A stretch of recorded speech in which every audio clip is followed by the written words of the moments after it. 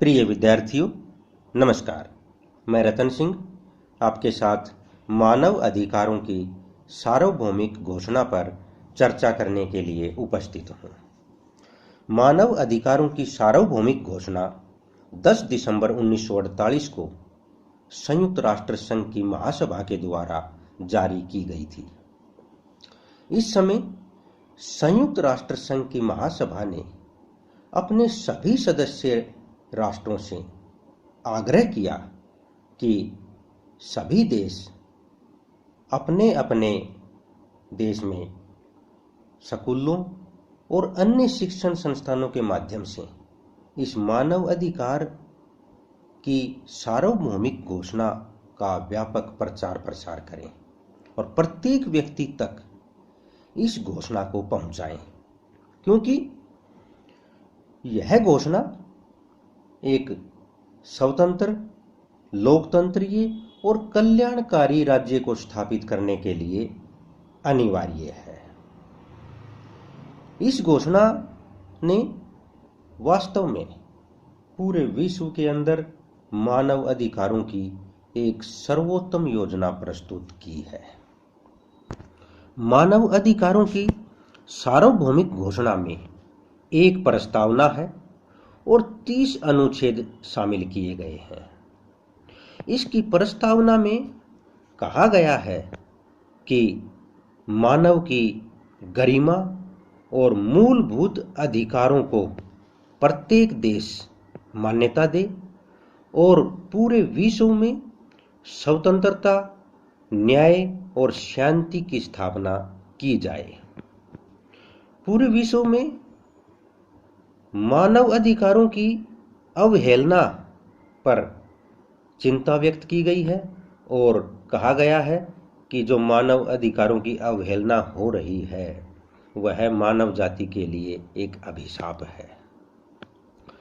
इसकी प्रस्तावना के अनुसार ऐसे विश्व का निर्माण करना उद्देश्य है जिसमें प्रत्येक व्यक्ति को विचार एवं अभिव्यक्ति की स्वतंत्रता के साथ साथ प्रत्येक व्यक्ति को जीवन की मूलभूत सुविधाएं भी उपलब्ध हों और प्रत्येक देश में कानून का शासन स्थापित हो जिसमें किसी भी प्रकार के अत्याचार व उत्पीड़न का कोई भी स्थान न हो।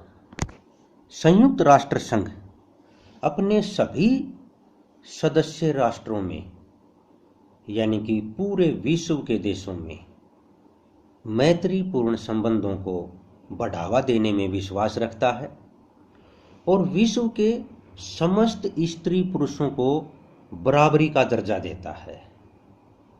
इसका मानना है कि पूरे विश्व में स्त्री पुरुषों को रहन सहन के बराबर अवसर मिलने चाहिए और सामाजिक समानता तथा सभी को बराबर स्वतंत्रता का अधिकार मिलना चाहिए। संयुक्त राष्ट्र संघ की इस अधिकारों की घोषणा में कहा गया है कि प्रत्येक व्यक्ति को सामाजिक, आर्थिक और राजनीतिक अधिकार बराबर मात्रा में मिलने चाहिए और राज्य की तरफ से इन अधिकारों की बराबर सुरक्षा होनी चाहिए। और अधिकारों के साथ साथ संयुक्त राष्ट्र संघ का यह भी मानना है कि प्रत्येक देश में अधिकारों के साथ नागरिकों को कर्तव्यों से भी अवगत करवाया जाना चाहिए। मानव अधिकारों की सार्वभौमिक घोषणा के अनुच्छेद 1 और 2 में स्पष्ट रूप से लिखा गया है कि मनुष्य एक विवेकशील प्राणी है, इसलिए विश्व के प्रत्येक व्यक्ति की गरिमा का ध्यान रखा जाना चाहिए और प्रत्येक व्यक्ति की गरिमा को बनाए रखने के लिए स्वतंत्रता, समानता और भाईचारे की भावना पर बल दिया जाना चाहिए। किसी भी व्यक्ति के साथ धर्म, जाति, रंग, नस्ल, विचारधारा या किसी सामाजिक सिद्धांत या किसी जन्म स्थान के आधार पर कोई भी भेदभाव नहीं किया जाना चाहिए। अनुच्छेद 3, 4 और 5 में ये कहा गया है कि विश्व के प्रत्येक व्यक्ति को जीवन, स्वतंत्रता और सुरक्षा का अधिकार प्रदान किया जाए। और इसमें यह भी कहा गया है, विश्व में किसी भी व्यक्ति को दास नहीं बनाया जा सकता और किसी व्यक्ति के साथ क्रूर, अमानवीय या अपमानजनक व्यवहार नहीं किया जा सकता। यह गैर कानूनी है। अनुच्छेद 6 से 11 तक विश्व के प्रत्येक व्यक्ति को कानून के समक्ष समान माना गया है और प्रत्येक व्यक्ति को कानून की समान सुरक्षा प्रदान की गई है। और ये भी कहा गया है कि प्रत्येक व्यक्ति को कानूनी सहायता और अपराध करने पर एक कानूनी प्रक्रिया के अनुसार सजा देने की व्यवस्था की गई है।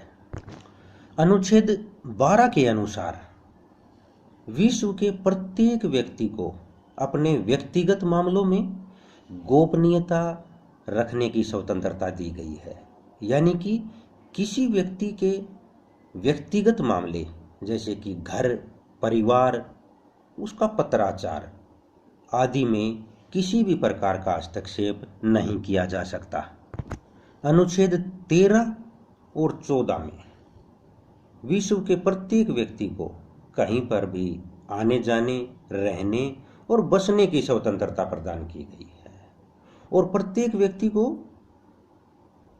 अत्याचारी शासन से या किसी वर्ग के अत्याचार से बचने के लिए विदेशों में शरण लेने का भी अधिकार प्रदान किया गया है।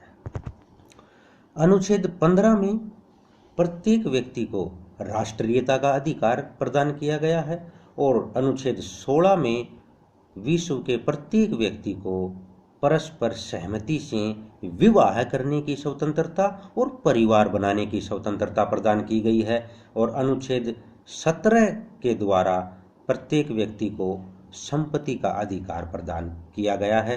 कानून के दायरे में रहकर प्रत्येक व्यक्ति संपत्ति बना सकता है। अनुच्छेद 18 के अनुसार प्रत्येक व्यक्ति को विचार एवं अभिव्यक्ति की स्वतंत्रता प्रदान की गई है। अनुच्छेद 19 में प्रत्येक व्यक्ति को धार्मिक स्वतंत्रता प्रदान की गई है तथा अनुच्छेद 20 के द्वारा प्रत्येक व्यक्ति को शांतिपूर्ण ढंग से सभा करने और संगठन बनाने की स्वतंत्रता प्रदान की गई है। अनुच्छेद 21 के अनुसार लोकतंत्र शासन प्रणाली की स्थापना करने हेतु प्रत्येक व्यक्ति को वोट डालने तथा चुनाव लड़ने और सरकारी पद प्राप्त करने की स्वतंत्रता प्रदान की गई है। अनुच्छेद 22 से 26 तक विश्व के प्रत्येक व्यक्ति को सामाजिक और आर्थिक अधिकार प्रदान किए गए हैं। इन अधिकारों में प्रत्येक व्यक्ति को संकट के समय सामाजिक सुरक्षा का अधिकार, रोजगार का अधिकार, समान कार्य के लिए समान वेतन का अधिकार, उचित वेतन का अधिकार, आराम और अवकाश का अधिकार, स्तरीय जीवन या रहन सहन का अधिकार, माताओं और शिशुओं की विशेष देखरेख तथा प्रत्येक व्यक्ति को शिक्षा के अधिकार की व्यवस्था की गई है। अनुच्छेद 27 में सभी मनुष्यों को समुदाय के सांस्कृतिक जीवन में भाग लेने और साहित्य, कला तथा विज्ञान की साधना करने की स्वतंत्रता और इनसे लाभ उठाने का अधिकार प्रदान किया गया है। अनुच्छेद 28 में स्पष्ट रूप से लिखा गया है कि इन सभी अधिकारों को वास्तव में लोगों तक पहुंचाना संयुक्त राष्ट्र संघ का प्रधान उद्देश्य है। केवल इनको लिखना ही काफी नहीं है, वास्तव में जनता तक पहुंचाना उद्देश्य स्थापित किया गया है। इस प्रकार इस अनुच्छेद का संबंध अधिकारों के प्रयोग क्षेत्र से है। अनुच्छेद 29 और 30 में राज्य के प्रति, समुदाय के प्रति, समाज के प्रति व्यक्ति के कर्तव्यों का वर्णन किया गया है, क्योंकि अधिकार और कर्तव्य एक दूसरे के पूरक हैं, दोनों साथ साथ रहते हैं, एक के बिना दूसरा संभव नहीं है। कर्तव्यों की पालना से ही अधिकारों को वास्तविक रूप मिलता है। इसके साथ यहाँ पर यह भी कहा गया है कि लोकतंत्रीय समाज में प्रत्येक व्यक्ति को समान अधिकार, समान स्वतंत्रता प्रदान करने के लिए और नैतिकता को ध्यान में रखते हुए, सार्वजनिक व्यवस्था को ध्यान में रखते हुए तथा सामान्य हित को ध्यान में रखते हुए प्रत्येक व्यक्ति के इन अधिकारों पर प्रतिबंध भी लगाया जा सकता है। क्योंकि यदि किसी व्यक्ति को दी गई स्वतंत्रता या अधिकारों से दूसरे व्यक्ति की स्वतंत्रता या अधिकार नष्ट होते हैं तो उस व्यक्ति के अधिकार और स्वतंत्रता प्रतिबंधित की जा सकती है।